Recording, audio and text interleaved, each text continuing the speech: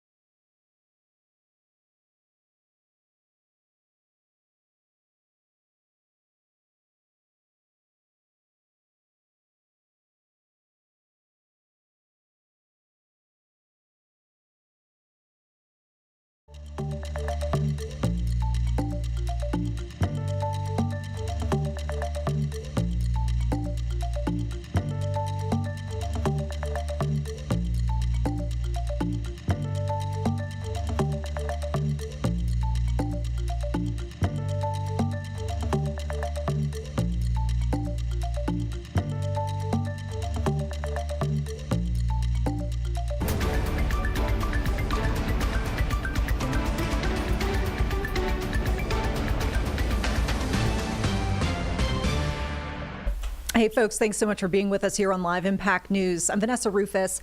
Right now we're keeping an eye on a live feed out of the Charlotte area where we are awaiting the Buddhist monks who are on their walk for peace to arrive at the Marion Deal Center. This is in the South Tyvola area of Charlotte, and you can see, as we would expect, because they do this every single area they walk through, they're drawing a crowd. Check this out as we've got some live images as we speak of that crowd getting ready to greet those monks who are now day 81.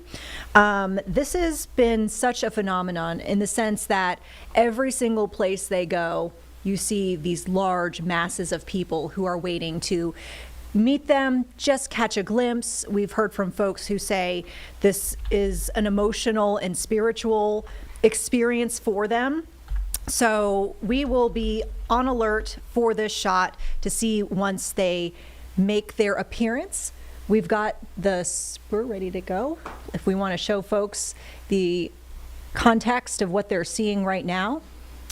And just a little bit of background on their trek today. This is about an hour behind schedule because we know that their visiting hours were supposed to happen at 6 o'clock. And the 7 o'clock hour, of course, has come around at this point. But check that out. You could see behind the ropes those folks waiting eagerly with their signs. There's a bit of a protocol we should mention for folks who are interested in meeting the monks, as they're actually going to be spending 2 days here in Charlotte, so today and tomorrow. If you're going to be there, make sure that you're keeping with the peace theme, quiet, respectful. If you're going to be walking near them, if they're going along their trek and you're going to follow along, make sure you are following behind, not in front of them.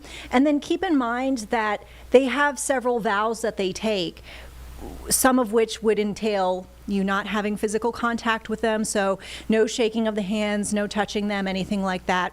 And not that we would expect, the weather to cause otherwise, but there is somewhat of a dress code in the sense that they usually recommend modest attire, so covering your shoulders and covering your knees at least. And like we mentioned, with the weather, of course, we suspect a lot of folks are going to be bundled up anyway. So stick with us here on Live Impact as we continue to follow the latest with this trek. And once again, we'll watch the shot.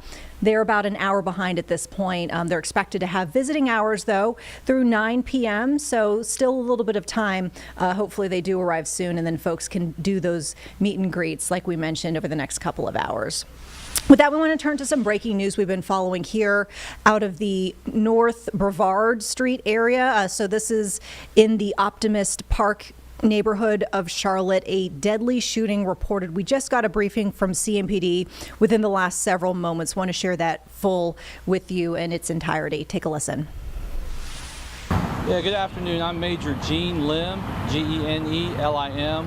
I work in Patrol Operations Bureau, primarily here in Southeast Service Bureau, which houses Central Division. So earlier today, shortly after 3:30 p.m., officers received an assault with a deadly weapon call at near the 300 block of Alpha Mill Lane behind me. Upon arrival, we located a victim, a male victim who was deceased from at least one gunshot wound.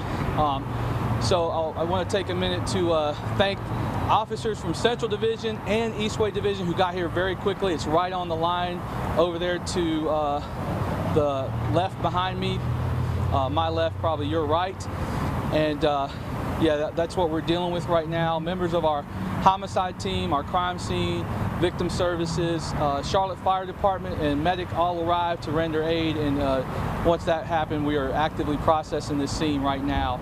I can share with you that there were some narcotics located on the scene, and we're dealing with that as well. But as you know, we're right here in just outside of Center City. Was this indoors or outdoors? This was outdoors. Were you able to arrest a resident of I'm sorry, sir, can you repeat? know if the victim was a resident of New Farmington? No, I don't know that, sir. I can't really speculate at that time on if that is a resident or just a passerby. Is anybody in custody, and if not, any idea how many folks you might be looking for? No, we're obviously working this active scene. There were people, this is a residence behind me, apartment complex. or condos. So we're going through that motion of trying to find out victims, witnesses, any suspects at this time.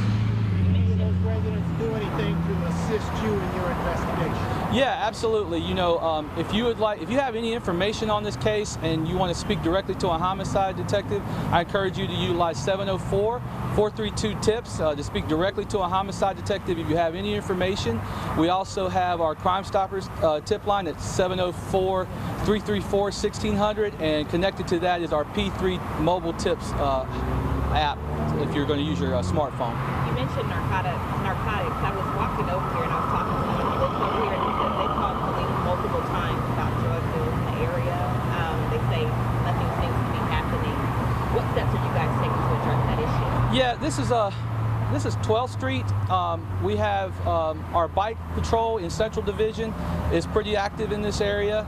We do have a lot of back and forth walking population and stuff like that. So all I'll say is that we do deploy our bikes, our regular patrol officers. Our entertainment district unit is around uptown, but they can kind of get out in this area in the evenings, and really all manner of what we use here. Crime reduction unit, everything Patrol Operations Bureau have to offer has been in this area. But yeah, it's very, as you see, there's a lot of cars and there's also a lot of pedestrian foot traffic. There are obviously a lot of residents, a number of apartment complexes, a number of those folks spoke to us about feeling uneasy because of what happened. What are you guys going to do to reassure the population that lives in this area?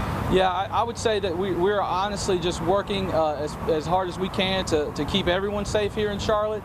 I would quit anybody that has anything that they see or that is suspicious in any area of Charlotte, please utilize 911. A lot of people, what I found is they don't want to, if they see somebody that they feel is suspicious, they don't want to call 911 because they think we're busy. Well, listen, our system is built to handle 911 calls, so please utilize the system, call us so we can respond and be as responsive to our community as possible.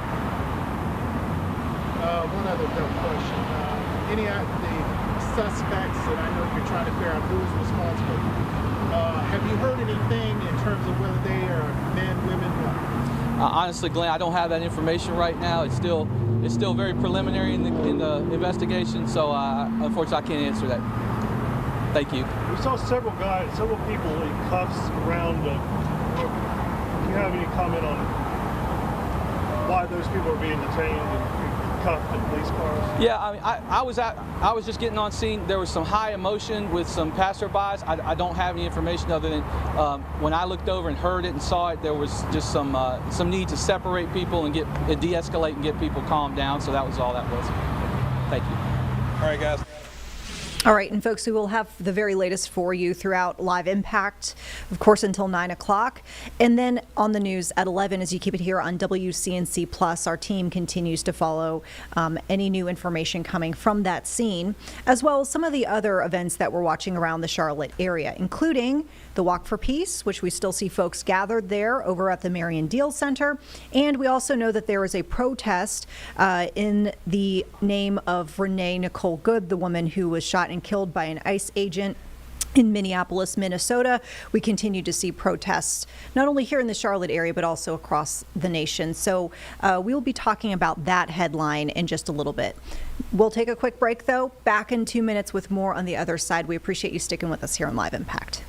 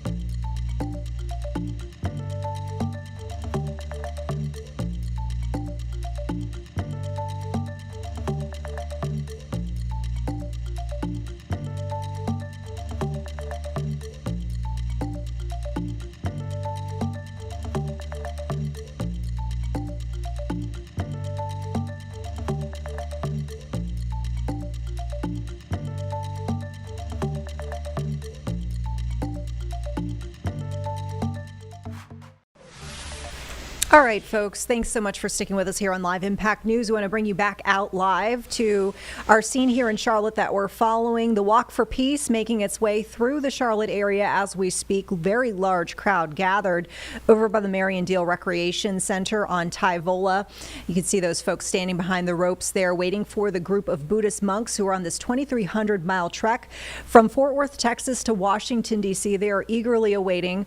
You can see they've got signs, and we've heard from some folks already who've encountered these monks earlier in their route that this is kind of a spiritual and emotional experience for them. You can see our crew is still kind of panning the crowd to see if we can get an idea of, are the monks in the distance? They are running behind schedule from what we can tell, as they were supposed to have visiting hours starting at 6 o'clock today. Those visiting hours running until 9 o'clock, and now it is coming up about 7:15. We're still not seeing those monks coming quite yet, but we will keep an eye on things and we'll bring you the very latest as we start to see them hopefully come in this shot pretty soon. Just a couple things of note as well. We mentioned there's some etiquette just to know, as if you're not going to make it out to this particular event. They are expected to have a second day here in the Charlotte area, and I believe I heard from our crew that was out there that the next night, so tomorrow night, they're actually set to stop and spend the night over at the Speedway, which is kind of interesting to hear. But check that out as we get that different angle. Even more folks that we can see gathered just to catch a glimpse of the monks. The other point I wanted to mention was Aloka, the peace dog, who potentially might be a little bit more famous than the group doing the trek themselves. This is the dog that has been trekking along with them, an Indian pariah dog that kind of latched on with the Buddhist monks several years ago and is now joining them on this trek as well. Aloka did have surgery earlier this week, Monday, that happened in Charleston, free of charge, courtesy of a vet clinic out there. And from what we could tell, some of the latest videos within the last few hours being posted to Aloka's Facebook page showing that he is doing some rehab, getting some physical therapy for the surgery to his knee. But some of the videos are showing him kind of walking around, although a little limpy, as you might expect, just coming off of surgery. And we're told he'll be doing, at least for the first week of recovery, 10 minutes of walking up to 6 times a day. So not too much, and from what we can tell, not in any position to join the walk at this point, rejoin the monks, but we will let you know if we see anything on that front as well. With that, we want to go ahead and bring to you a little bit of coverage of Renee Nicole Good. She is the Minneapolis woman who was shot and killed by an ICE agent earlier this month. And since then, we've been seeing a lot of protests in the area here in Charlotte, also nationwide. In fact, we know that there is a gathering that's underway as we speak over at Marshall Park in Charlotte. And this is supposed to be a community vigil for Renee Nicole Good, and the group says other people who have suffered because of ICE. Now, we know that we continue to see advocates of the immigration operations speak their mind as well, saying that they feel like these operations are a good thing and a good thing for public safety. So really very divisive issue that we're seeing not only in our community but nationwide as well. We did hear from House Democrats on the latest with the Good investigation.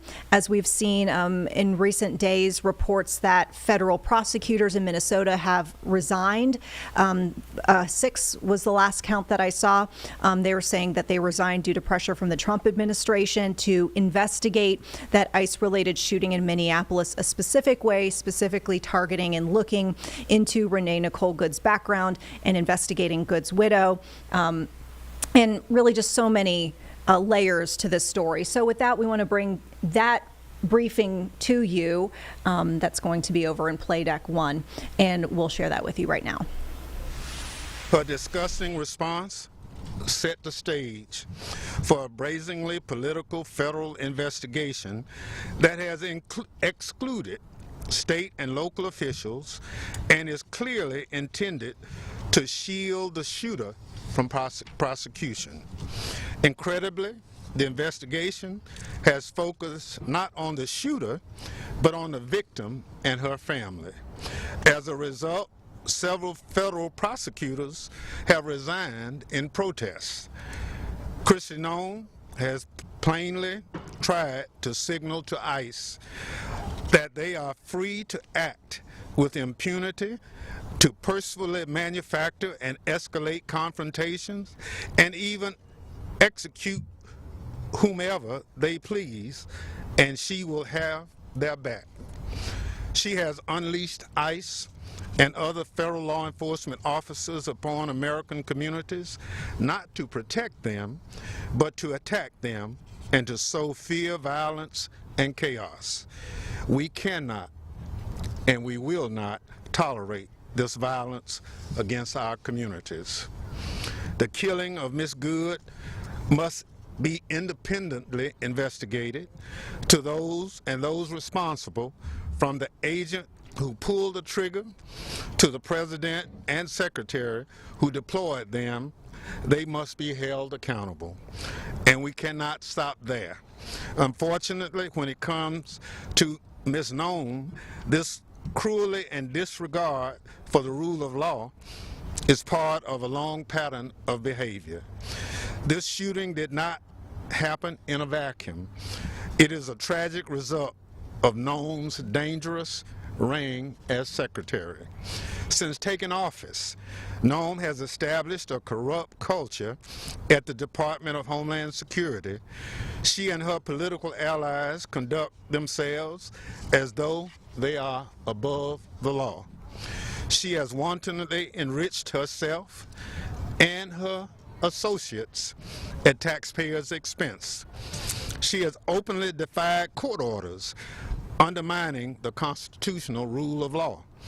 She has used access to disaster funds to punish political foes, and she has obstructed congressional oversight. She has directed the indiscriminate deportation of thousands of people without due process, most of whom have no criminal record, including U.S. citizens, children, some with serious illnesses against the wishes of their parents. In short, Kristi Noem has repeatedly abused her power and violated her oath of office. This is why today we are announcing we will begin a process of accountability for Secretary Noem. This is not a remedy, but we pursue it aggressively. As a scholar put it, a last-ditch mechanism to address offenses against constitutional democracy by a single individual that cannot adequately address those ordinary channels of government. So it's accountability. We'll start the process looking at. We're not sure where it will go, but we'll follow it wherever it leads.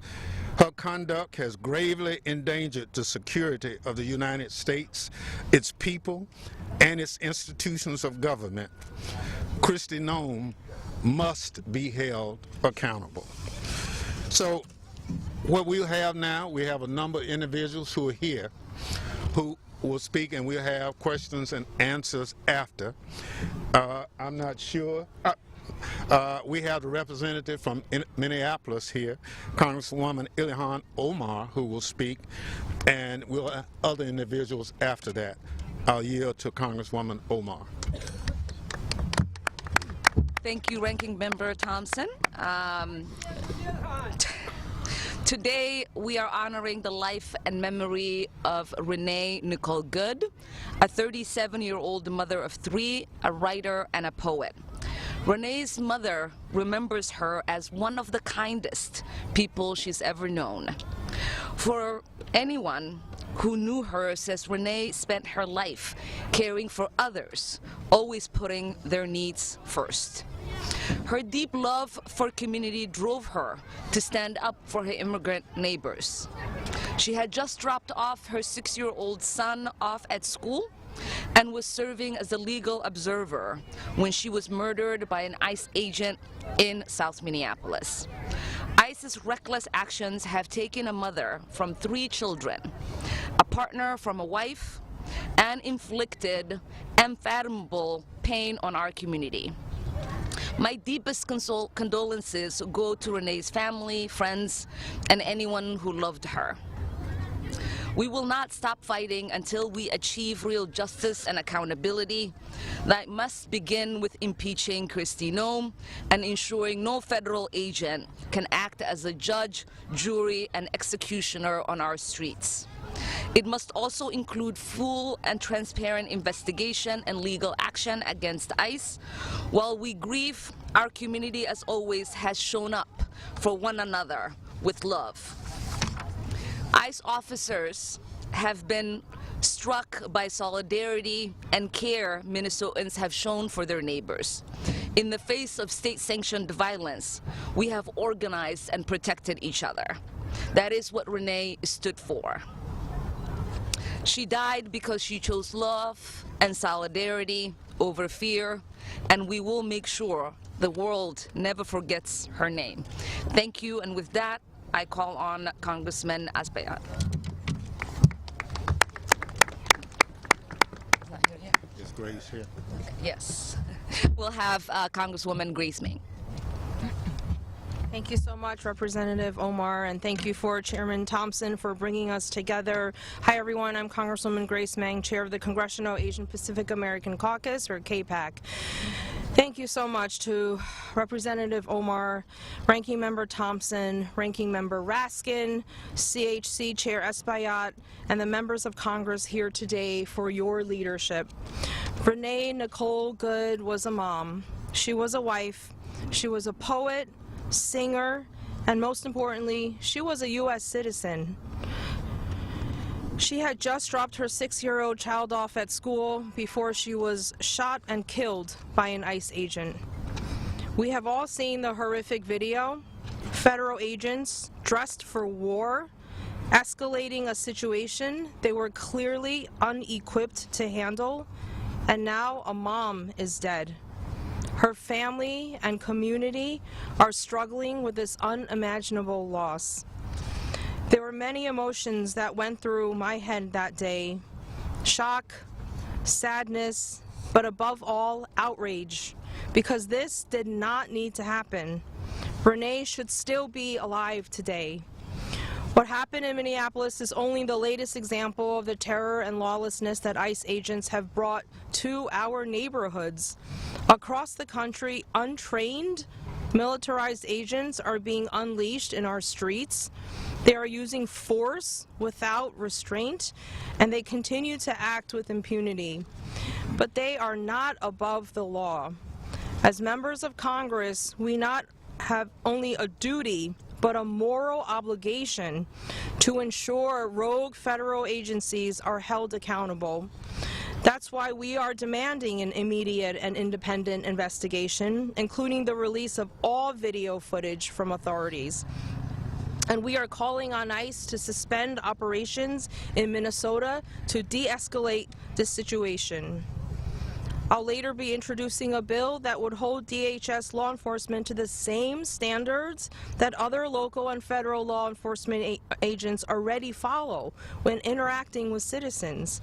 Justice means accountability, and let Renee Nicole Good's name be a call for accountability, not just in Minneapolis, but across our entire country. Next, I would like to call, is Julie here? Julie Johnson. Representative Lou Correa. And folks, good time here as they're in between speakers to take a quick break here on Live Impact. Back in 2 minutes on the other side. We've got our shot kind of recalibrated here showing the walk for peace. And I think that the monks should be imminent. So stick with us here. We'll watch this in our 2-minute commercial break and we'll be back on the other side with what we determine. Have they arrived in Charlotte? We'll see.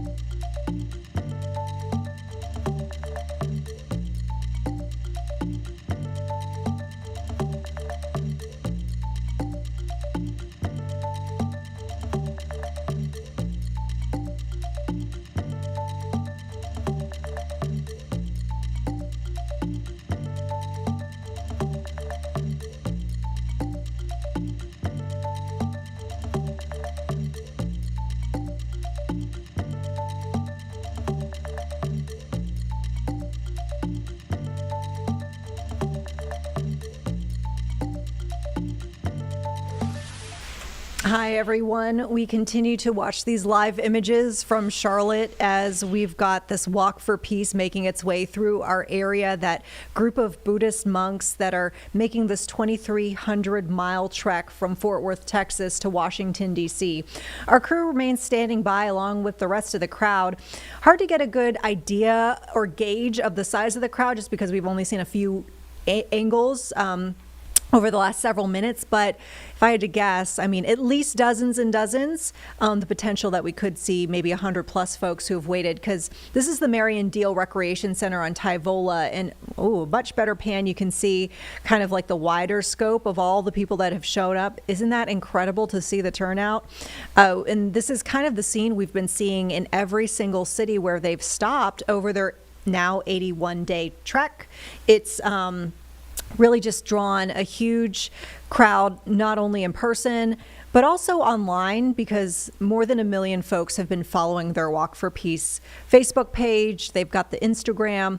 And then separately, Aloka the Peace Dog, which is the stray dog who was taken in by the monks, now their companion on this long trek to Washington, D.C., has actually kind of become a celebrity in his own right.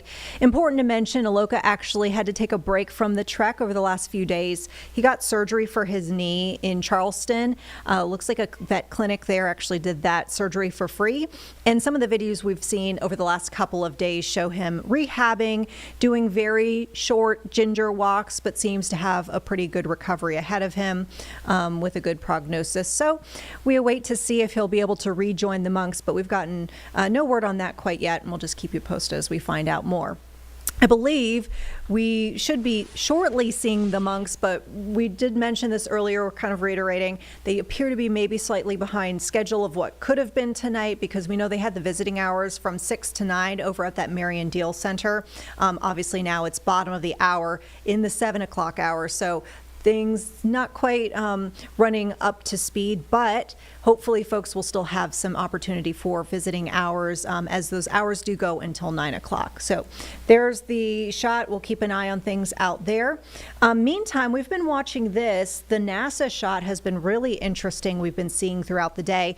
We've talked about this at length here over the last several days here on Live Impact, but here we'll see these live images as NASA Crew 11 is returning home. You might remember there was an undisclosed medical emergency among one of the crew members. We don't know to whom, we don't know what they have, but seemingly doctors have just decided it's in the best interest of this person and the crew to just go ahead and bring them back from the International Space Station, and that crew is en route back as we speak.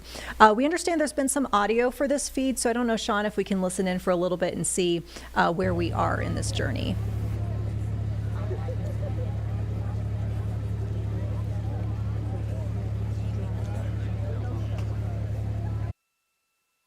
As Rob mentioned, we are now standing by for that departure burn 1. And at this point, because Dragon has disconnected from the International Space Station, it's relying entirely on its own power sources from batteries and generated through solar cells, instead of taking power and telemetry from the space station. You can follow along with the telemetry that we're tracking in Mission Control at the bottom of your screen. When we step into this departure burn, you'll see the initial distance between Dragon and the space station increase further. You also may see the rate come back up. The thrusters on board the Dragon spacecraft are located in the service section, and this burn will last about 22 seconds. In that lower graphic right now, you can see that we're activating some of those micro adjustments as we follow along. So folks, I just wanted to mention, as we are seeing the Walk for Peace live look in Charlotte here in the bottom right corner of your screen, our crew says the monks have arrived. It sounds like they might be inside the center right now. We don't know if they're cleaning up or just getting nourished at this point, but it sounds like they will be out shortly to greet the crowd. So we're just going to watch and wait. But just wanted to give you that update that they have arrived there at the Marion Deal Center. Go to doff suits per procedure 4.012. Reminder that ground will be deactivating the big loop following exit from the approach ellipsoid. All right, and we're going to pivot away from that briefly. We'll get back to NASA shortly, but wanted to show you now, looks like we've got the monks arriving There they are. And you can see they're on this kind of like single file line, escorted by police, which is what we've seen as they've moved through various cities. Usually we'll see whatever, local jurisdiction, their law enforcement, whether it's the sheriff's office or it's the local police, escort them just to make sure that the journey is as safe as possible. We know that they do a lot of walking along the sides of roadways, so safety always tantamount in the situation. In fact, we saw that CMPD had posted some images from earlier in the day talking about their experience working with the monks today and escorting them on their walk for peace. CMPD posted some images of, it looked like the police chief, Estella Patterson, pinning one of their police, not badges, but they have little pins to symbolize their agency, pinning it onto one of the monks. And the caption for those photos read that we were honored to welcome the Buddhist monks today as they passed through our community on their walk for peace. They went on to say, our officers are proud to provide the monks with a safe escort as they continue their journey of compassion and unity. And we knew that they're going to actually be in Charlotte for 2 days. So this will be day 1 and day 2 tomorrow. They will continue their trek through our area. Sounds like, from what our crew's been able to deduce, that their stop tomorrow night might bring them over to Charlotte Motor Speedway. So that is interesting to hear, of course. What a great venue to spend the night, and we sure know that they'll be greeted with a lot of hospitality there, as they have in a lot of the places that they visited. And usually tonight we also will get an idea, once they settle in for the evening, what their trek for tomorrow will fully look like. For example, all of the stops that they might have. For example, today we saw a lunchtime stop that was over at the Ann Springs Close Greenway that was open to the public to visit, and I think we just lost our shot, so we'll probably maybe pivot you over to a break for just a second after I finish my thought. But there, it's back. But yeah, they usually have a couple of opportunities throughout a day for folks to meet with them. And so today, it was at the Ann Springs Close Greenway, and then in the evening, it's this Marion Deal Recreation Center. Okay, let's go ahead and take that quick break right now. We'll be back in 2 minutes. We're continuing to watch the shot. We've also got NASA going. We've got a couple other feeds coming up as well this evening, so we hope you stay with us here on Live Impact.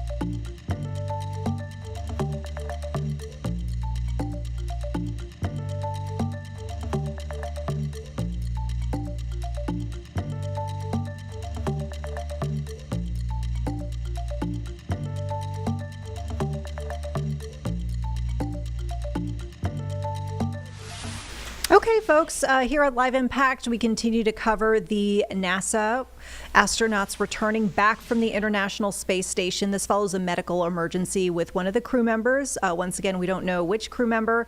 They haven't disclosed that, and we don't know what their medical condition is. But we've got 4 folks returning from the ISS as we speak, and we've got this great NASA feed that's kind of narrated, and they've got some great images as well. So we'd like you to tune in for just a little bit. And we wanted to mention this. We're watching a few other feeds, including some that are scheduled to come up, including at 8 o'clock. We are scheduled to actually hear from Minnesota Governor Tim Walz on the very latest with the battle over federal immigration agents being deployed by the thousands to the Twin Cities area and beyond. So we'll be pivoting in and out with some of these live feeds and coverage as they come in. So let's listen to NASA right now. Pacific Ocean for a splashdown in the early morning hours on Thursday, where the SpaceX recovery team will quickly move into action to hoist the Dragon onto the well deck of the recovery ship and extract the crew, with their mission now having been completed. Everything has gone by the book. Endeavour in good shape. The International Space Station now crewed by 3 people: Chris Williams of NASA, Sergei Kud-Sverchkov, and Sergei Mikheyev of Roscosmos. They will be a 3-man crew for the next few weeks until the arrival of the Crew 12 crew on the next SpaceX Crew Dragon that will be launched from the Cape Canaveral Air Force Station. With that, we'll wrap it up from Mission Control here in Houston and go back to Ronnie Foreman at SpaceX headquarters in Hawthorne.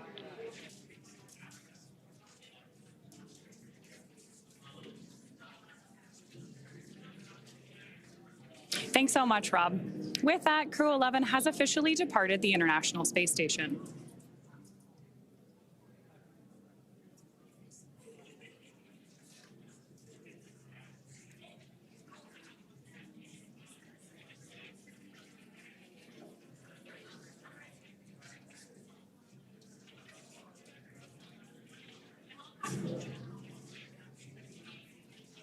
As we continue to move a safe distance from the station, we are preparing for that deorbit burn that Rob mentioned. Again, Dragon is targeted to splash down off the coast of San Diego at approximately 12:41 a.m. Pacific time, followed by the crew getting picked up at sea by a SpaceX recovery vessel. As they rest up, our teams here will continue to keep an eye on the weather to ensure a safe return for our Dragon and Crew 11 astronauts.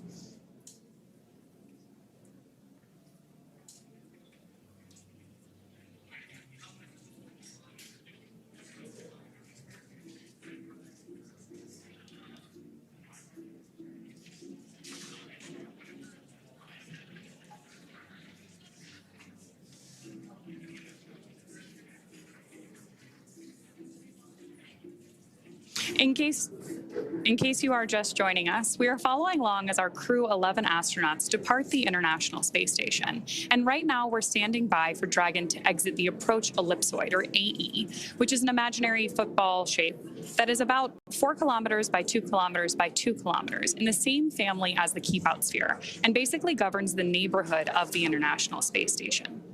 One of the key differences between the approach ellipsoid that you see on the outside on the graphic in your screen and the Keep Out Sphere, which is that smaller inner circle, is that vehicles inside of the AE right now, or where we are right now, are on what we call a 24-hour safe free drift trajectory. That means that the spacecraft would not cross into the approach ellipsoid for at least 24 hours again, even if it lost all maneuvering. So we are standing by for that call out to hear that we have exited the AE and that our Crew 11 astronauts continue on their way home.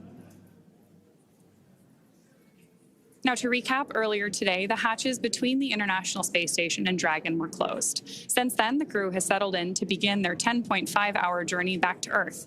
The joint NASA and SpaceX teams pulled go to proceed with undocking, and the undock command was then sent, followed by umbilical retraction and hook opening, with physical separation taking place right on schedule at 2:20 p.m. Pacific, as the space station and Dragon were traveling about 260 statute miles south of Australia.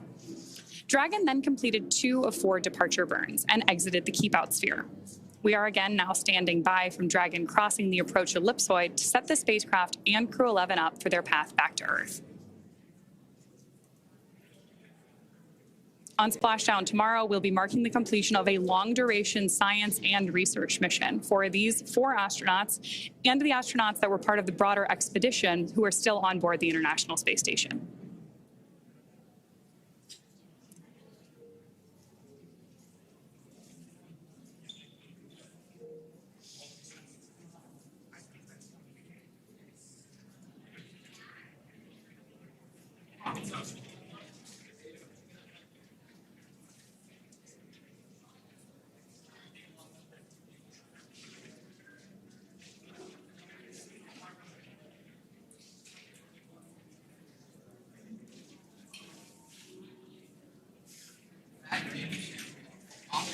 So because Dragon is still inside the approach ellipsoid, we are still currently in joint operations. And you're watching Mission Control Houston and Mission Control Hawthorne working together in the 2 different blocks on your screen.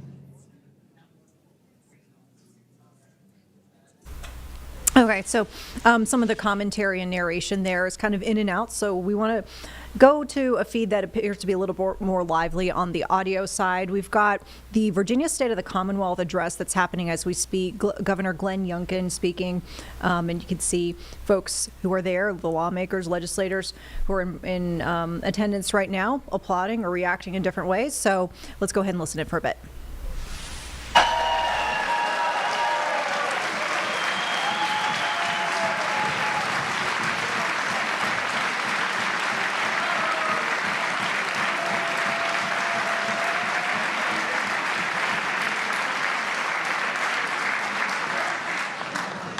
My friends, we've shown that with clear purpose and common sense, it is indeed possible to make government work for Virginians. It's possible to take a Commonwealth that was stalled and make her soar like never before.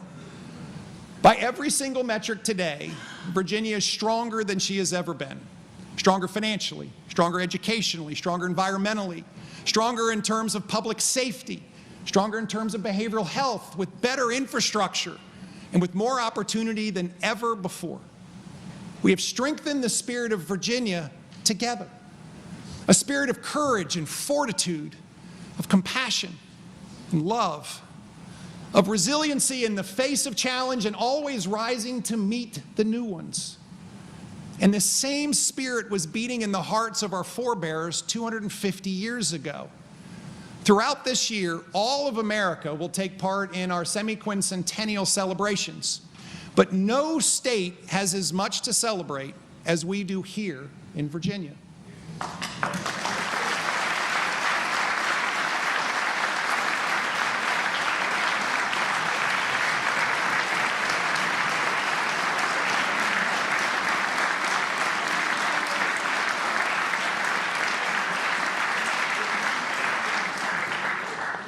250 years ago, it was Virginians who led the way to America's founding.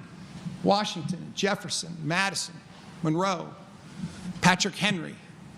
And Mr. Henry, I will miss working in your building every day. And so many others along the way. America was made in Virginia.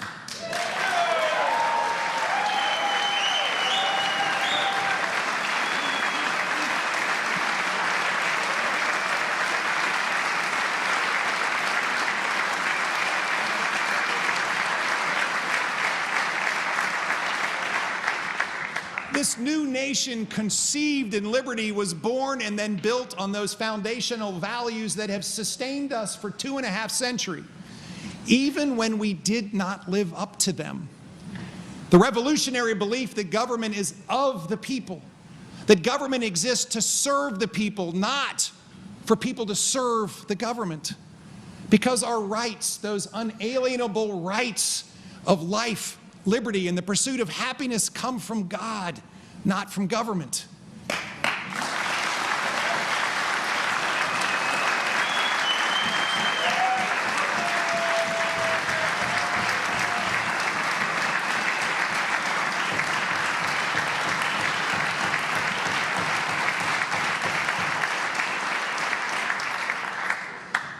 The foundational pillars and values that must always define America were born right here in Virginia.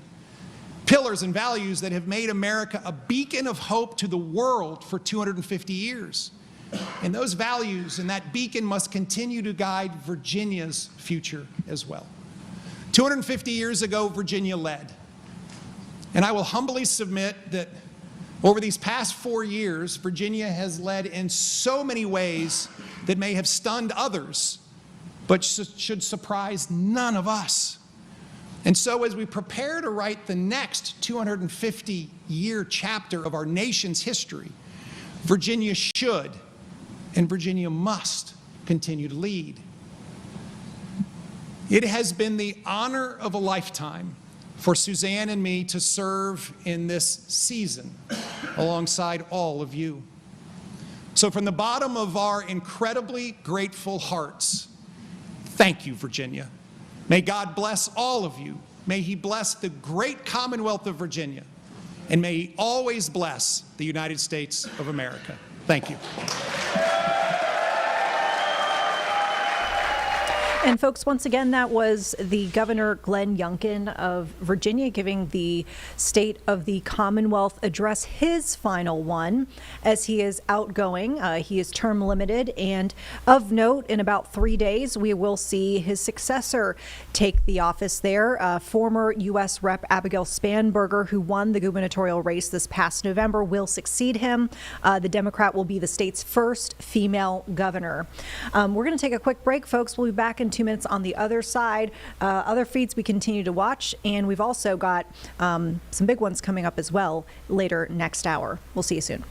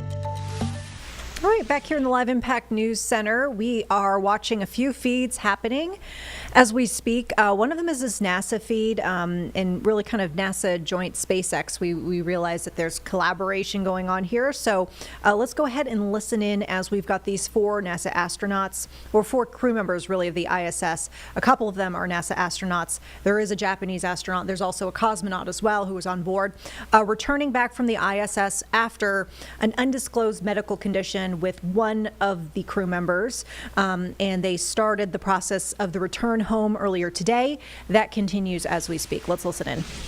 Pacific, which is 2:41 a.m. Central, where it will be picked up by a SpaceX recovery vessel, and our recovery teams will help egress or exit the crew from the spacecraft.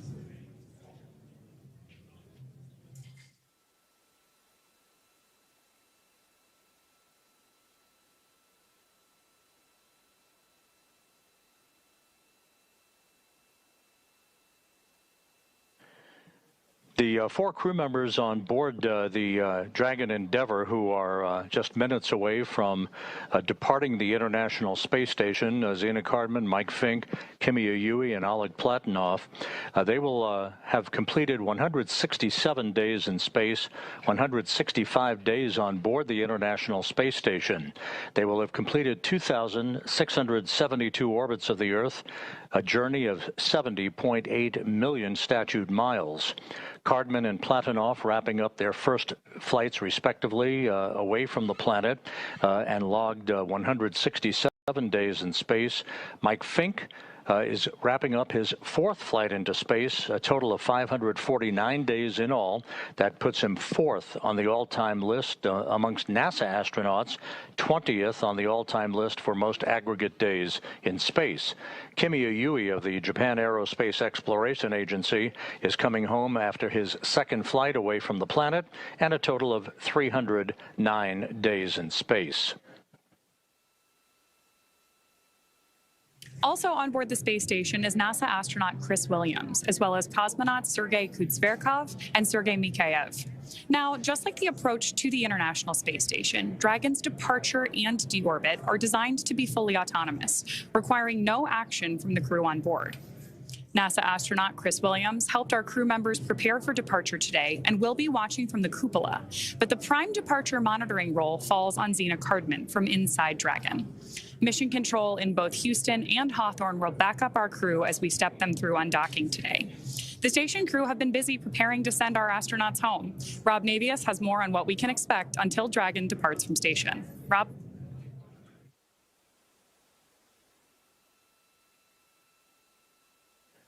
The road toward the undocking of the International Space Station just a few minutes from now began actually with the decision by NASA last week to bring the Crew 11 crew home just a few weeks ahead of schedule, originally targeted for a homecoming about the 3rd week in February.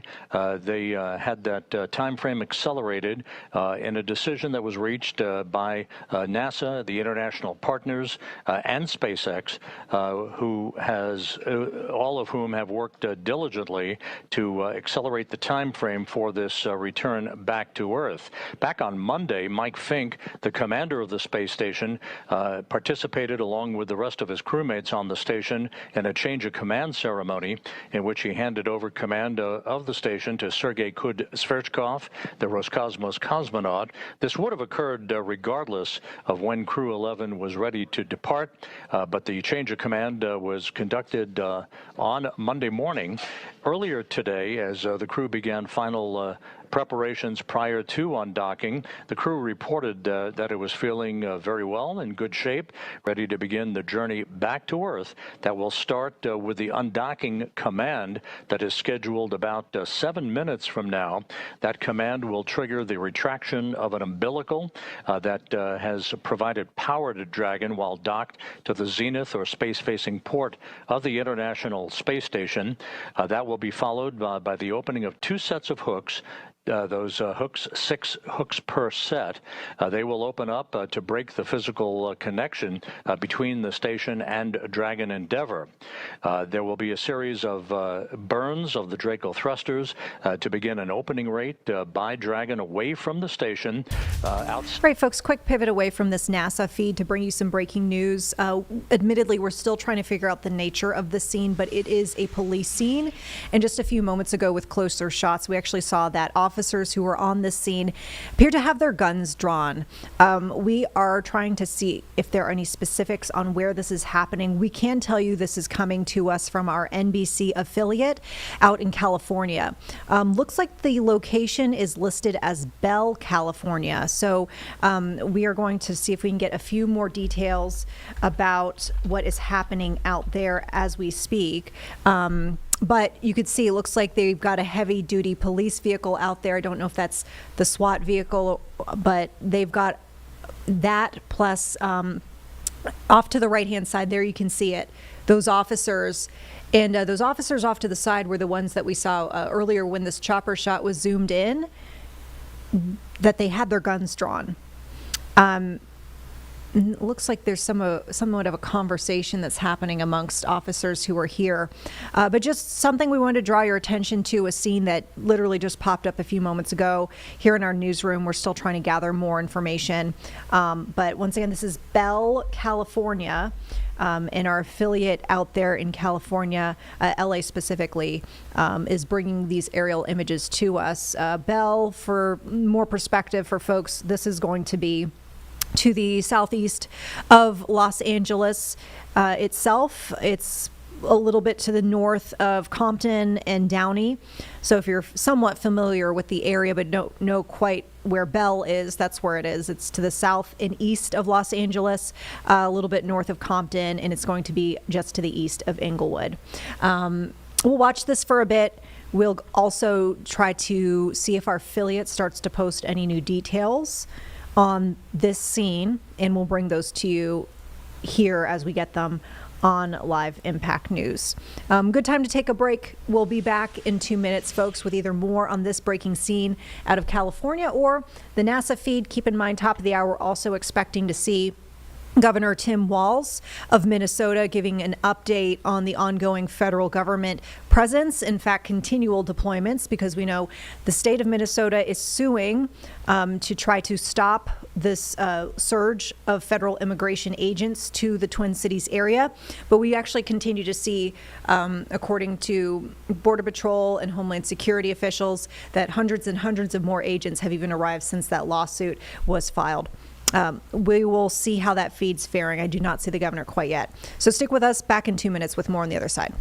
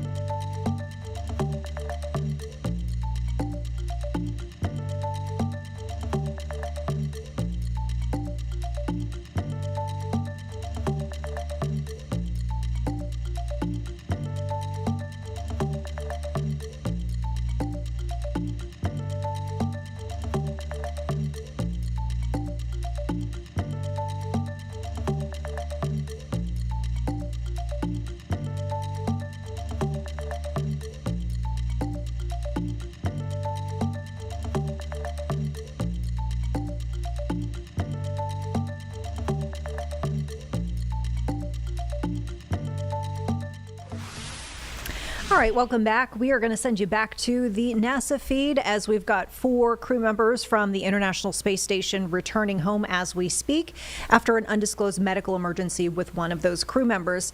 We've got this feed from NASA showing the journey back. We've been following this actually throughout the day here on Live Impact, but the crew basically embarked on their exit from the ISS earlier today and are in the capsule en route back as we speak. Let's listen in here to this feed.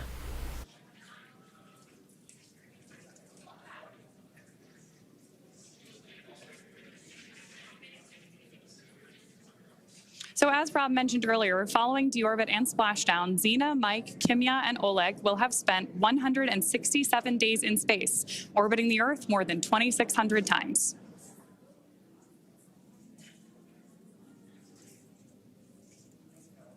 Crew 11 saw the arrival of 5 visiting vehicles since their arrival in August, including SpaceX's CRS-33 resupply mission, Progress 93, Northrop Grumman's 23rd resupply mission, JAXA's HTV X-1, and Soyuz MS-28. They also saw the departure of 3 visiting vehicles, including NASA's SpaceX Crew 10, Progress 92. All right, folks, and we're going to break in as we do see this feed now with Minnesota Governor Tim Walz getting underway. He's speaking on the ongoing federal immigration agent presence that's underway right now in the state. Let's listen in. Last week, that campaign claimed the life of Renee Nicole Good. We've all watched the video. We've all seen what happened.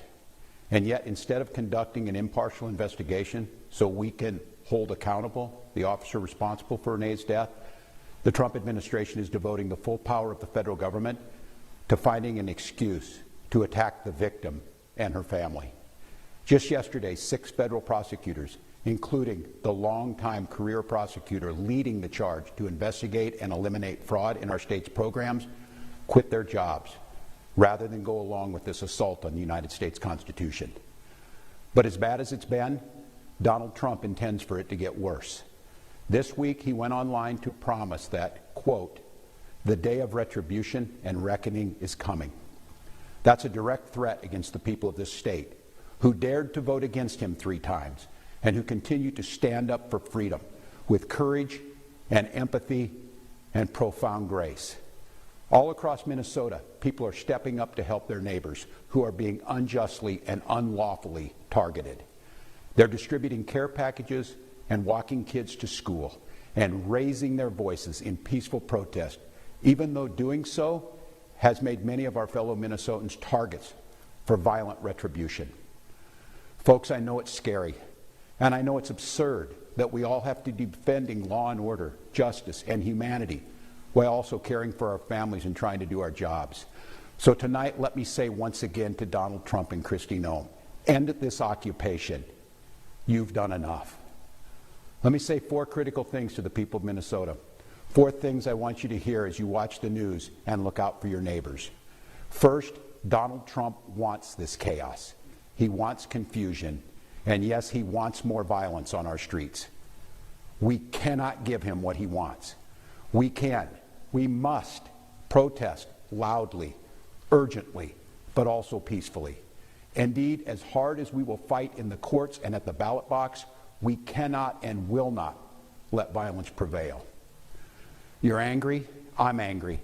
Angry is not a strong enough word, but we must remain peaceful. Second, you are not powerless, you are not helpless, and you are certainly not alone. All across Minnesota, people are learning about opportunities, not just to resist, but to help people who are in danger. Thousands upon thousands of our fellow Minnesotans are going to be relying on mutual aid in the days and weeks to come, and they need our support. Tonight, I want to share another way you can help. Witness. Help us establish a record of exactly what's happening in our communities. You have an absolute right to peacefully film ICE agents as they conduct these activities. So carry your phone with you at all times. And if you see these ICE agents in your neighborhood, take out that phone and hit record. Help us create a database of the atrocities against Minnesotans, not just to establish a record for posterity, but to bank evidence for future prosecution. The third thing I want to say to you tonight is we will not have to live like this forever. Accountability is coming at the voting booth and in court. We will reclaim our communities from Donald Trump. We will reestablish a sense of safety for our neighbors. And we will bring an end to this moment of chaos, confusion, and trauma. We will find a way to move forward, and we'll do it together. And we'll not be alone. Every day, we are working with business leaders, faith leaders, legal experts, and elected officials from across this country. They've all seen what Donald Trump is trying to do to our state, and they know their states could be next. And that brings me to the 4th thing I want to say tonight, Minnesota. How incredibly proud I am of the way that you've risen to meet this unbearable moment. But I'm not at all surprised, because this is who we are. Minnesotans believe in the rule of law, and Minnesotans believe in the dignity of all people. We're a place where there's room for everybody, no matter who you are, or who you love, or where you came from. A place where we feed our kids, we take care of our neighbors, and we look out for those in the shadows of life. We're an island of decency in a country being driven towards cruelty. We will remain an island of decency, of justice, of community, of peace. And tonight I come before you simply to ask, don't let anyone take that away from us. Thank you, protect each other, and may God bless the people of Minnesota. All right, folks, once again, that was Minnesota Governor Tim Walz making an address tonight on the ongoing federal immigration agent surge happening in the Twin Cities area. Thousands of agents, we understand, were already in the city as of Minneapolis and St. Paul. And even after, in recent days, we saw the Minnesota leaders announce this lawsuit to try to stop the surge against the federal government. This lawsuit was, we saw even more agents being deployed to the area. So you heard the governor talking about some of his recommendations about people bearing witness to any sort of encounters between these agents and folks in the public. And he also, you just heard, kind of calling for people to maintain peace and not resort to any sort of violence. We want to mention, as we kind of pivot away from this, we'll have much more on this throughout the night as we have other segments and other feeds that pertain to the same topic expected to come in through the evening. But we are keeping our eyes on that breaking scene that we've been watching out of Bell, California. So we just want to make sure that we can bring that back to you for folks who are just now joining us here on Live Impact. If you are just joining us, we've been watching the scene in Bell, which is in the area of Los Angeles. It's about southwest, I'd say, of the actual center of the city. It's north of Compton. We've been watching this police presence, which appears to have shut down a couple of intersections rather. And there's looked like heavy-duty police vehicles, as well as, at one point, law enforcement with guns drawn. Appears as though the chopper might be heading away from the scene. If we get any more details on what happened in Bell, we will definitely bring that to you here on Live Impact. Meantime, we will take another break here and back in 2 with more on the other side.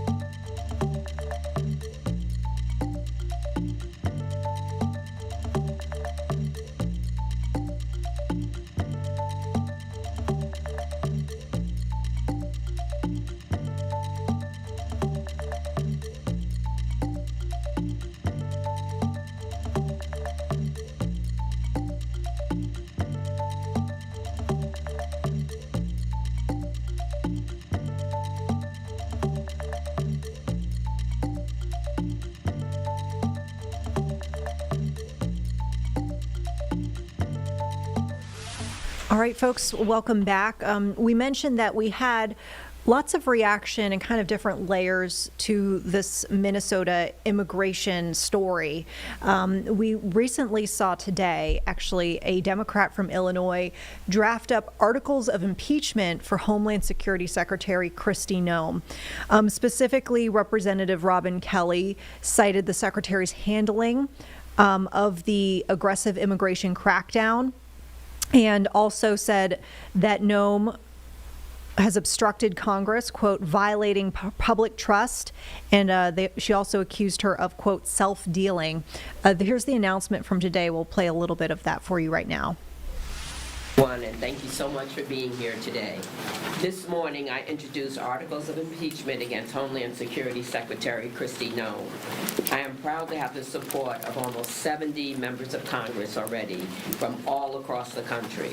Secretary Noem has brought her reign of terror to the Chicagoland area, LA, New Orleans, Charlotte, Durham, and communities north to south to east to west. You'll hear from some of those communities, Minnesota and Portland. She needs to be held accountable for her actions. This is why I introduced 3 articles of impeachment against Secretary Noem. Number 1, obstruction of Congress. Secretary Noem has denied me and other members of Congress oversight of ICE detention facilities. I was denied access to the ICE facility in Broadview despite following Secretary Noem's unlawful 7-day notice requirement. It is our constitutional duty to find out what's happening in these centers where inhumane conditions continue to be reported. Number 2, violation of public trust.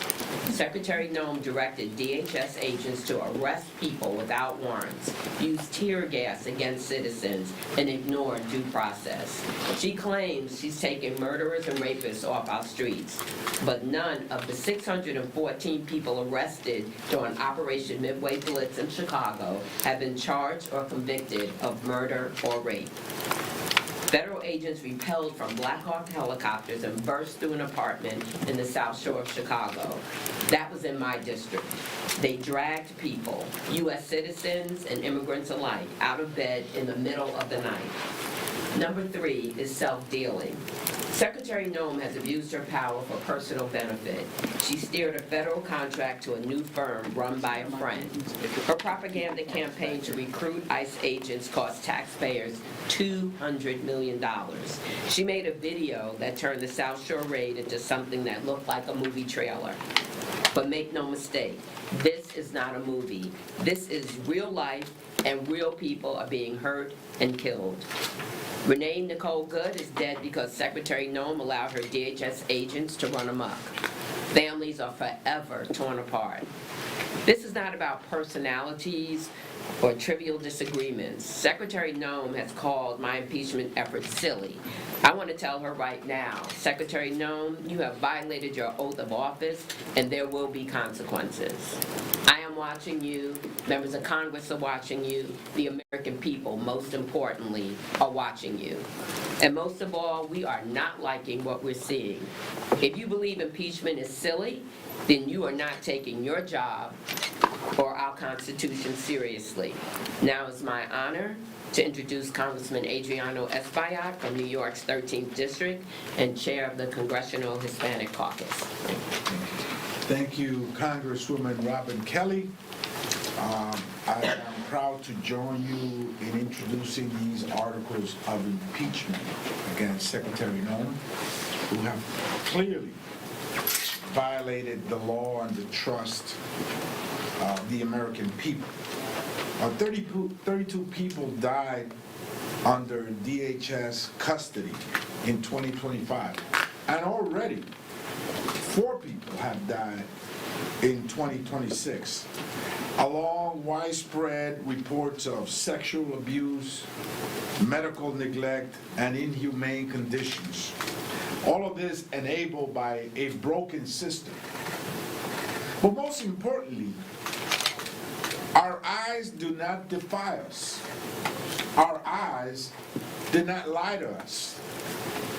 We see, as the rest of the world has seen, how women are being violently pulled out of their cars and assaulted in front of the American people and in front of the eyes of the world. How a woman was shot in the face as America watched on TV and as the rest of the world watched of this heinous murder. We've seen how not only immigrants, but green card holders, TPS recipients, farm workers, workers, and even American citizens are being stopped illegally, cuffed, detained, and in some cases arrested and deported. I went to Monterrey, Mexico, where I met with 4 children, U.S.-born children, American citizens, that were sent to Mexico with their parents, including a young girl with a chronic cancer condition in her brain that needed immediate medical attention in a hospital in Houston, Texas.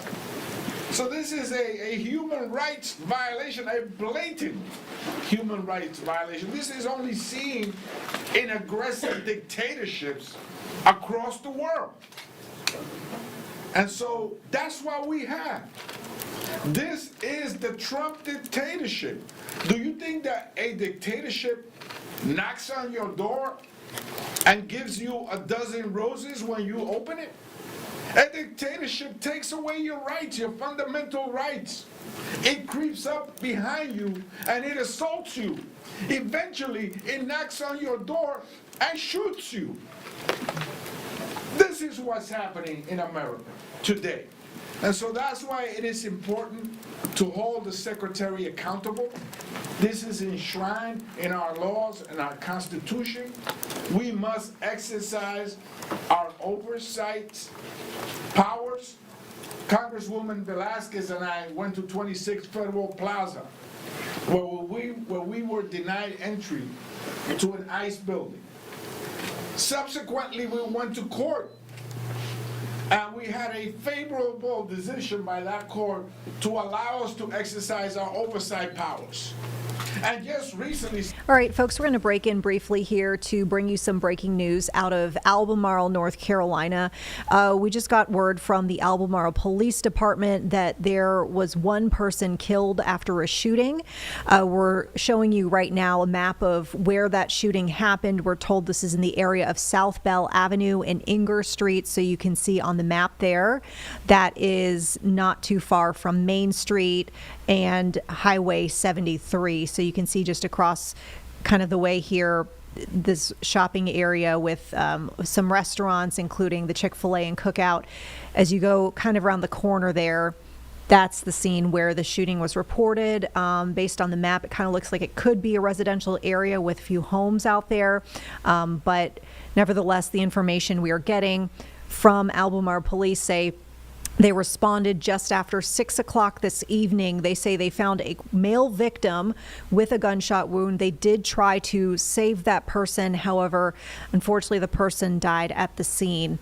Investigators say they've identified a suspect. They say they have leads in the situation, and their preliminary investigation indicates that people involved in this shooting knew each other and that this was not a random act. They kind of follow that up by just reiterating that there's no threat to the public that they could see, but once again, more to come. As they say, they have identified a suspect and are pursuing those leads right now. If you know anything, you're asked to call Albemarle Police. They have an anonymous tip line set up, and I'm going to see if I can drop that in our super there at the bottom of your screen, so just bear with me, but that'll give you a better look at the number that you can call. There it is. It's 704-984-9511. More to come on this as we get that information. Meantime, we'll take another break here on Live Impact to return where we left off with the latest information on the filing of articles of impeachment against Homeland Security Secretary Kristi Noem.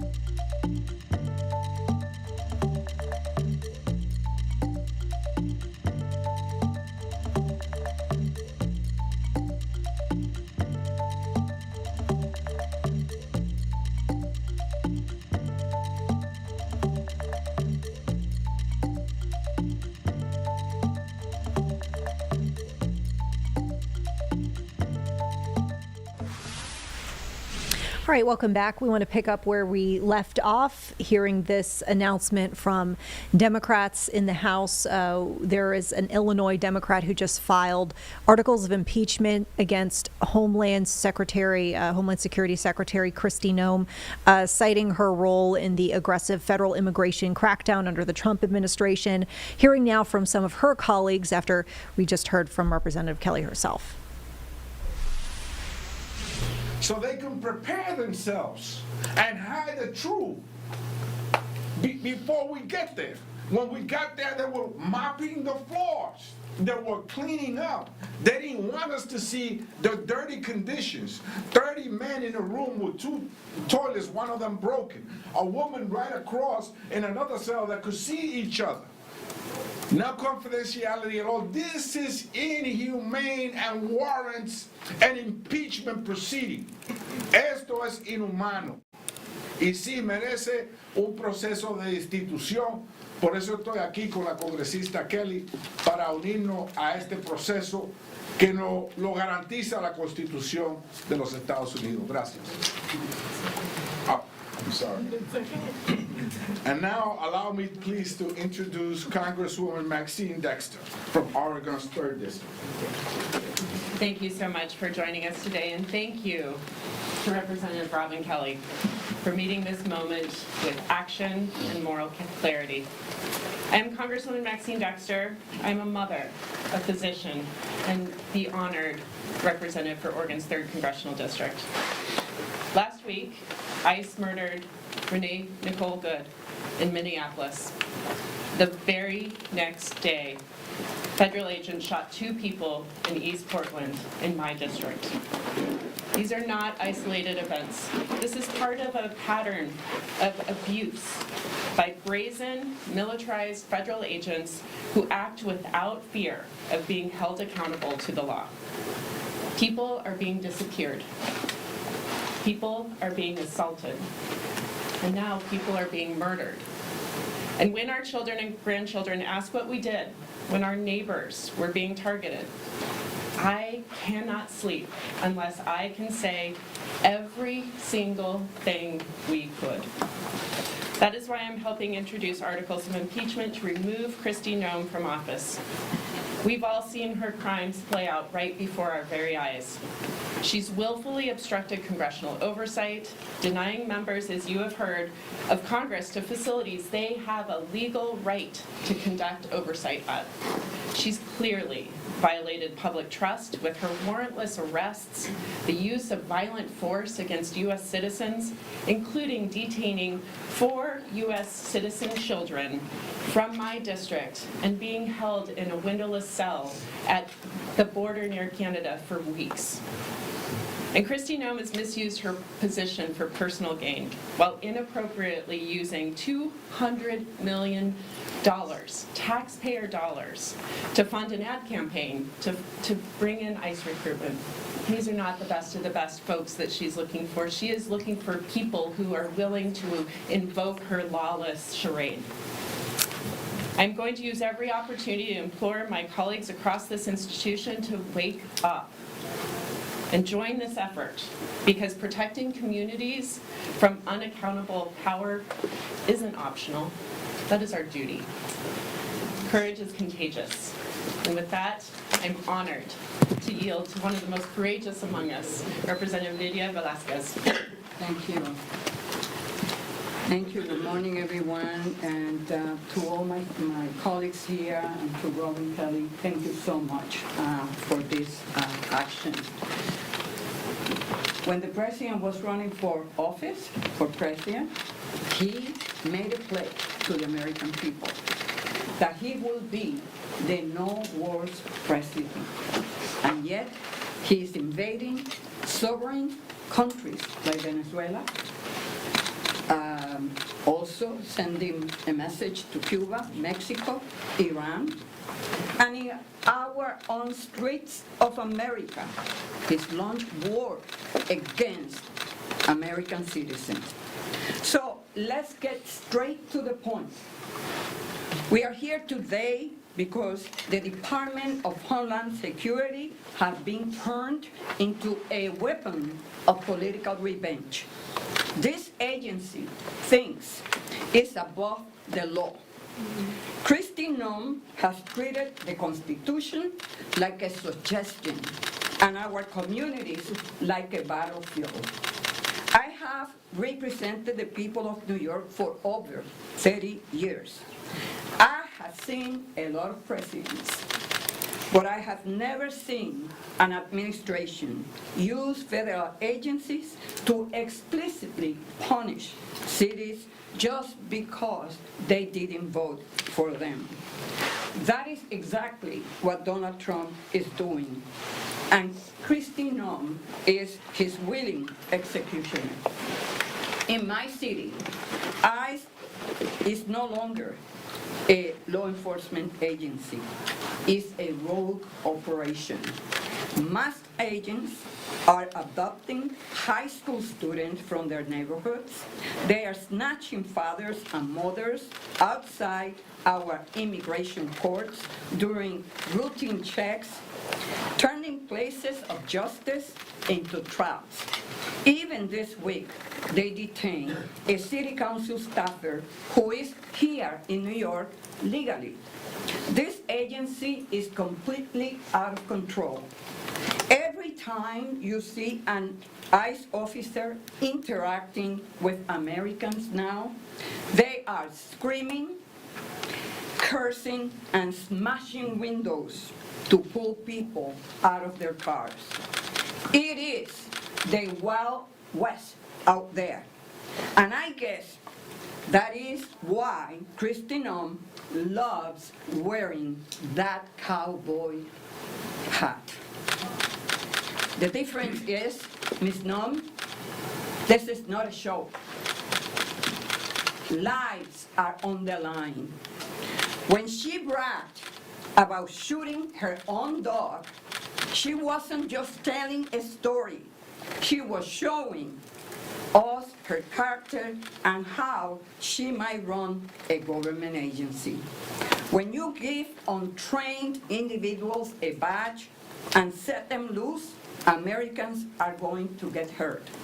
Just like we saw last week in the tragic killing of Renee Nicole Good. And what was Kristi Noem's response? Did she demand an investigation? No, she went on national television and smeared a dead American as a domestic terrorist. The articles we are filing today lay it all out.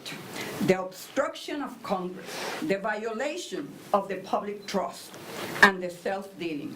While her agents are out there shooting citizens, Noem is busy funneling hundreds of millions in taxpayers' dollars to her friends at agencies through emergency contracts. Kristi Noem has betrayed her oath, she has betrayed the Constitution, and she has betrayed the American people. Quiero decirle que estamos aquí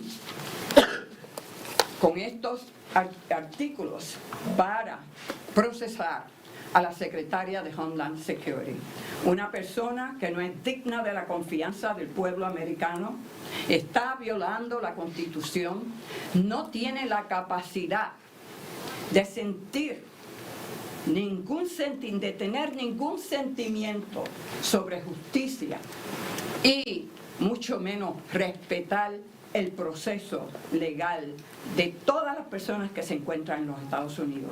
Por esta y otras razones estamos hoy aquí para traer justicia a las familias, no solamente de Nicole, pero todas las familias inmigrantes que están viviendo aterrorizadas.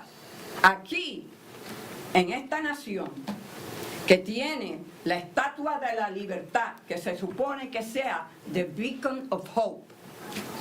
Gracias. Thank you so much to my colleagues from East Coast to Hawaii for standing with me today.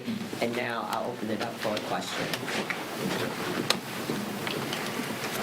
Yeah, if I can just ask, obviously you have many members here. I think you said there's 70 people who have signed on. 70. Does Leader Jeffries support this effort? You'll have to ask Leader Jeffries, but I would not be standing here if I was told not to do it. You know, there was some.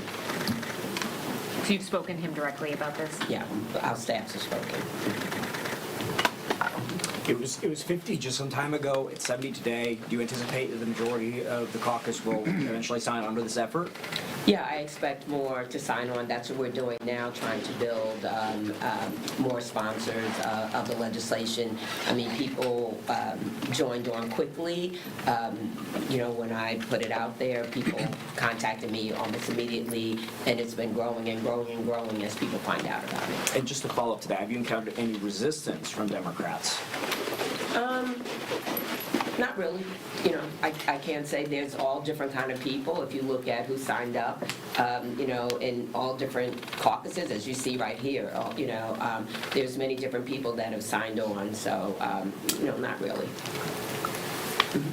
I wanted to ask, why do you think so many folks have signed on? There are a lot of proposals around reining in ICE, reining in DHS.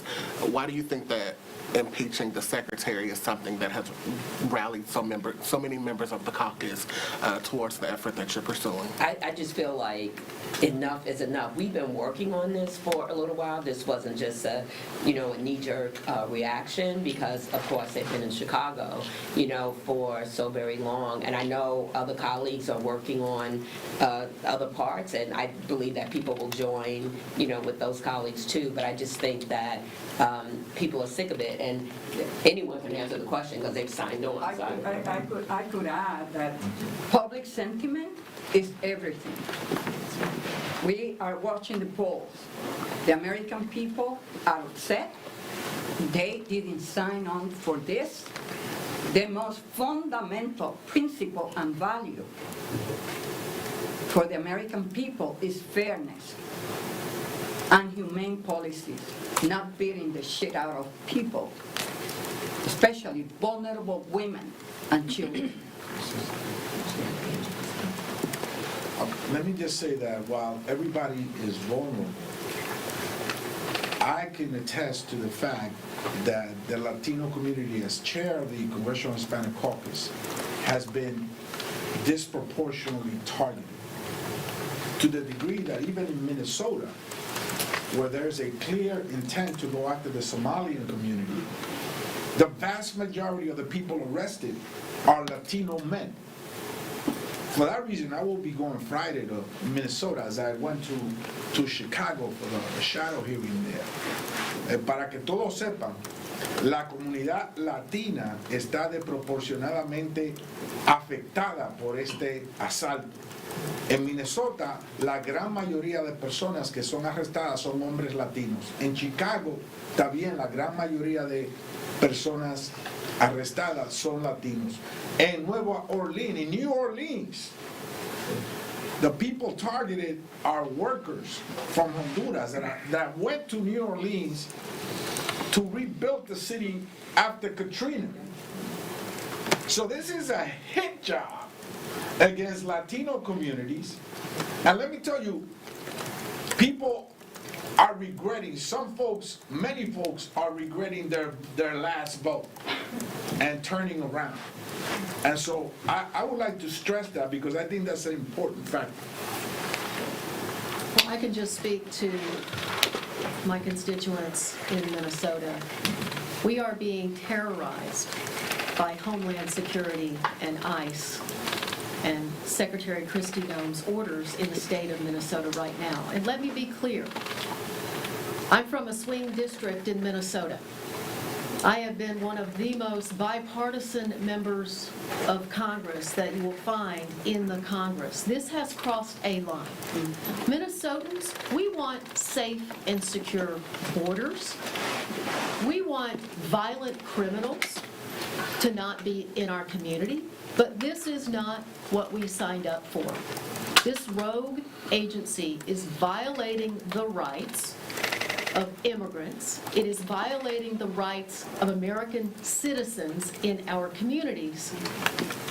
And Last Wednesday, the violation of those rights, the escalation by ICE in our communities, got Renee Good killed. And now this administration is going after her widow and going after her and 6 U.S. attorneys who, by the way, are patriots in Minnesota at the U.S. Attorney's Office had said, no, we are not this. This is not who we are as Minnesotans. This is not who we are as Americans. And so I believe you will continue to see members of Congress from across the ideological spectrum stand up, speak out, because we know the difference between right and wrong, and Americans can see with their own eyes that what's happening in Minnesota and in Illinois and most possibly coming to New York is just plain wrong. Thank you. May I say something? Americans across this country have been protesting what they see with their own eyes and the lies that they're told, which are belied by the things that they're seeing. What they're out there protesting, and they expect Congress to use every tool that we have to push back, to hold accountable, and to show the American people that we are fighting for this democracy, for constitutional laws, and for treatment and respect of all of our communities. So that happens to be a time when you had the horrible situation in Minnesota. We've had the horrible situation in other cities. This particular resolution comes just at a time when enough is enough is enough. And people are looking to us to do everything we can to show that we have responsibility in this space. Also, I wanted to say that I've gotten phone calls, and I know my colleagues have too, from constituents, but from people from across this country. People I do not represent, people in different states encouraging what we're trying to do. The other thing is, you asked me about Leader Jeffries, that we have concentrated so much on the cost, affordability, and health care, and I never want to detract from that. But when you think about it, and we work with many different people and committees, but this is affecting people's healthcare. This is affecting affordability. When I think about Chicago and people afraid to go to work, when I think about restaurants that don't have as many people coming to eat there, when I've heard stories about people afraid to go to the doctor, afraid to take care of their health because they're afraid to come outside. I had a town hall meeting in a grocery store,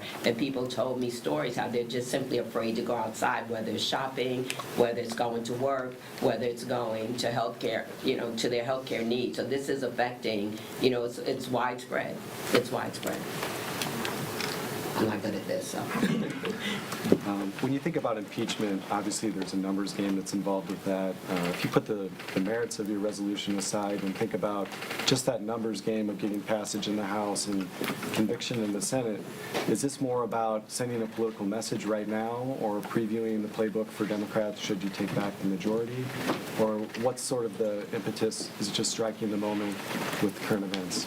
For me, and others can answer, it was like Congresswoman Bonnie Watson-Coleman said, enough was enough, and I just feel like we need to use every tool in our toolbox. If we do nothing, nothing will happen. And so just really now trying to build on momentum, getting as many people signed on as possible, that's the first step. If I can just add, we cannot be cynical at this moment. We have to stand up for our country, and if we are cynical that nobody's going to join or we're not going to get it passed, nothing happens. And we proved that with the ACA extended premium, or the premium tax credit extension. People thought that there was no way that we would pass that in the House, and we have to continue to message what's right. The American people can see what's happening is wrong. They want us to act. I had a town hall in less than 24 hours where standing perpetual applause for impeaching Kristi Noem. Like, the people want us to do something, and that's our job. You talk about using every tool in the toolbox. If this effort does not gain enough momentum, what other options are House Democrats considering? There's been a lot of talk of defunding ICE through the appropriations process, also abolishing ICE. What options are on the table? Well, actually, I think at this point, all options are on the table. We just have to see, what's going to work, and we have to have, more discussion around it. But yes, I've heard conversation around that too. But those are all tools in the toolbox that we have to look to. I'm hoping, maybe I'm an optimist, but I'm hoping against hope that when she sees, as people have talked about, the momentum, the public, the polls that are so much against what she's doing, that she will realize that she's a public servant and that she's serving the American people, and the American people do not like what she's doing or what they're seeing. Thank you. The situation in Portland's been brought up. When we talk about this, when, DHS side of the story is that the individual involved driving the car was a member of Tren de Aragua or believed to be a member of Tren de Aragua. They're alleging that the driver weaponized their vehicle against law enforcement. Is it okay to be lumping these cases together, consider that Renee Nicole Good was not a member of a gang, and does that hurt the effort at all? Yeah, what I'll just say is that the first and foremost issue is that people have rights. Due process is available and a right to every single person in this country. You do not become the executioner because somebody is driving away, and that is absolutely a principle that our law enforcement in Portland has really been very intentional about rebuilding trust in the public right now. So these sorts of lawless activities undermine trust with our public officials, our law enforcement agencies that really are doing the right thing. So I think it's important that people get their day in court, that they are prosecuted if they are criminals. This is the same issue when Abrego Garcia was taken to El Salvador. It is a right to be able to prove your innocence or be found guilty in a court, and that is what these folks are not getting. And even though you differentiated with Renee Good, they still called her a domestic terrorist. So.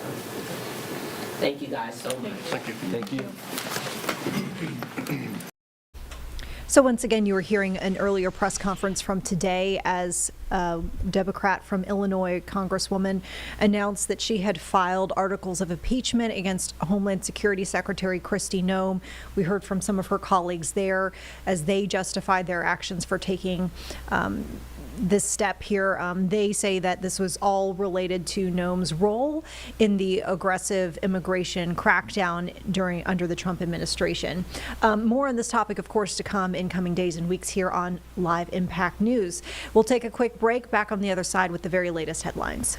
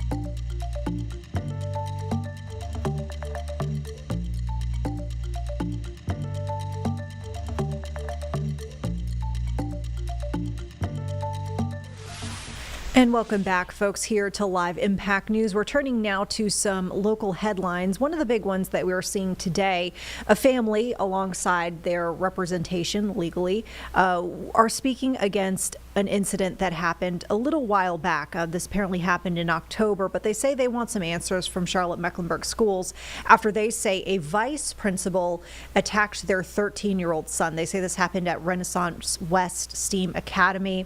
And there are some questions over whether video of the incident will be released. As far as we've been hearing tonight, the district has no intention of releasing that footage. The family will explain that in just a bit. But we wanted to share their briefing with us today. Let's listen in. And these are our clients.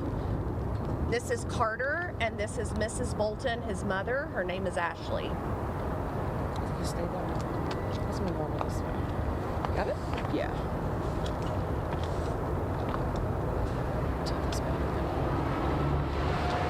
Make sure to hit me in the eye. I want to thank you all. Okay. I want to thank everybody for being here this morning. We're grateful to you all. I want to tell you a little bit about why we're here today. On October 27th of 2025, our client, Carter, who is behind me, was a student here at Renaissance West STEAM Academy. He was violently attacked by the vice principal of the school. His name is Sanders Fairley. There is a video that was caught on a school security camera. I have seen the video. The video is horrific. It will shock the conscience of anyone who sees it. No child, whether you're in CMS or any other school, should ever be treated the way Mr. Bolton was treated. We'll now pass on any questions to my co-counsel, Ms. Fox, and my clients will be happy to answer any questions. Can you tell us exactly, or can you describe exactly what's going on in the video and what led to that? Yes. In the video, as you're watching the video, you can see Mr. Bolton in the forefront and Vice Principal Fairley in the back. You will see them walking towards you as you're watching the video. At some point, you see Mr. Fairley talking to our client. Mr. Bolton turns around and goes to face Mr. Fairley. They continue to have a conversation, and then you see Mr. Fairley begin the assault. He begins by turning Mr. Bolton quickly around, grabbing him in a bear hug. They move a little bit, and then the camera appears to show Mr. Fairley take his left fist and attempt to punch our client in the side.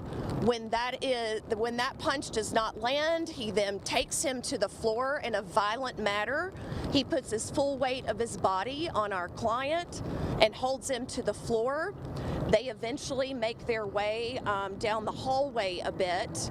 And then finally, it appears that Mr. Fairley has Mr. Bolton completely locked down on the floor.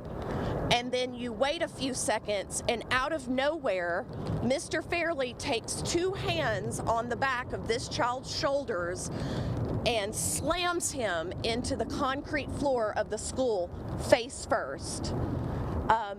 Mr. Bolton received some very serious injuries as a result of that.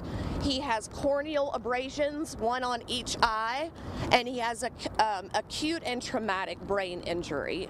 He also suffered a large contusion on his head. And from what you guys wrote, this started with trying to get headphones or something off, or can you talk about that? That's right. Mr. Bolton was wearing a friend's headphones. He didn't have them on his ears. He had them around his neck, and a teacher asked him to remove those, and he was afraid his friend's headphones were going to be taken, so he didn't want to remove them and told the teacher that. And when the next thing he knows, as he's walking down the hallway, apparently the teacher had called Vice Principal Fairley to come and handle the matter. What communication has there been with the school following the incident? So I personally, as representatives for my clients, have attempted to gain access to the video. I have watched it 3 different times, as has Ms. Bolton. We asked the department to release the video. Their first reasoning was there's minor children's faces. I asked them to redact those. They refused and said they did not have the ability to do that. I then offered to have our engineers remove and blur all the faces, and they have still refused to release the video under any circumstances that we have requested. And, if we could hear from Mrs. Walton, you said you saw the video as well. Can you walk us through, what you saw, what you felt when you saw this, and how your son is doing? As a parent, I was just devastated to watch him be manhandled like that, especially over something so small.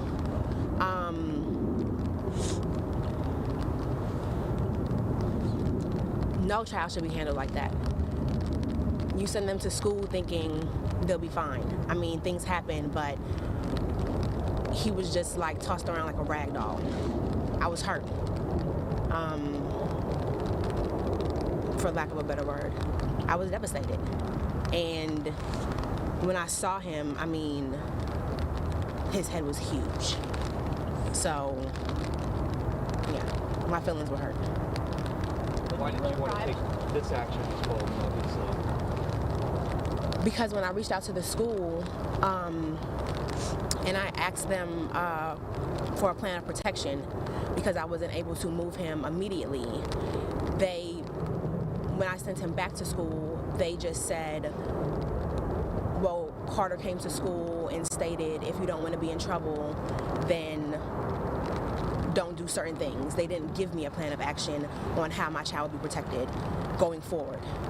They just basically tried to cover it up instead of giving me a solution. And I reached out, I did all the proper measures, I sent all the proper emails to everybody that I was supposed to, and they didn't come up with a plan that I felt was safe enough for my child. When they said he was suspended, what was the exact reasoning behind his suspension? They specifically said he was being verbally aggressive. That's it. To think that the assistant principal is in there right now with other people's children. Devastated. He should not be around other people's children. I don't feel like. It's not safe. Because if they say something, maybe, what is going to be his reaction? I feel like it was personal. Kids, he's a child. Children say things. That's just what it is. Is Carter still going to the school? No. Mom, when you got to the school that day and talked to your son, and started to realize what was happening and saw his injuries, what was, kind of walk us through what was going through your mind as then you took him to the hospital and realized he had a traumatic brain injury, a TBI, and everything else that was happening? He didn't even know what was happening, so when I saw him, he was hysterical. And I was just looking at him and I was like, Carter, what happened? And he didn't even, because I mean, the knot was huge. And his face was all red and he was just hysterical. And I was like, what happened to you? And he was like, Mommy, I don't know. Like, it just went so fast. And I was like, what? And he didn't even know. And I was like, okay. And the first thing that happened was she just handed me suspension papers, the principal. And I was like, what is he being suspended for? And he wasn't under medical care at that time? No. School with a visible knot on his head? No, nothing. And I don't know, Carter, if you're okay, if talk at all just about, if you want to step a little closer so everyone can hear you with your mom there. Can you tell us how you were feeling and what that felt like for you, or walk us through your experience? I was very disappointed that happened to me, and knowing that it's a lot of other kids in that school that I know personally, I just wouldn't want that to happen to them or any kids at any other school. How are you feeling today? I mean, I'm feeling better from when it happened, but it still puts you down, make you think about it, because if he'll do it to me, he'll do it to anybody else's kid.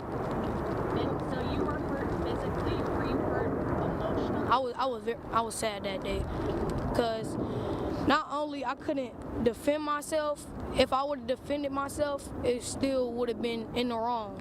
You know what I'm saying? Like, I feel like it could have went differently that day, but it happened, and I'm just disappointed that it happened. Can't really do nothing about it, but, you know. How old are you, Carter? 13. Can you tell us a little bit about just with your injuries, what you were experiencing, like symptoms or with your head? Yeah, I had a corneal abrasion on my left eye and this eye. I was throwing up for 3 days. My head hurt. I couldn't really even get out the bed. Couldn't even turn the lights on. Lights making my head hurt.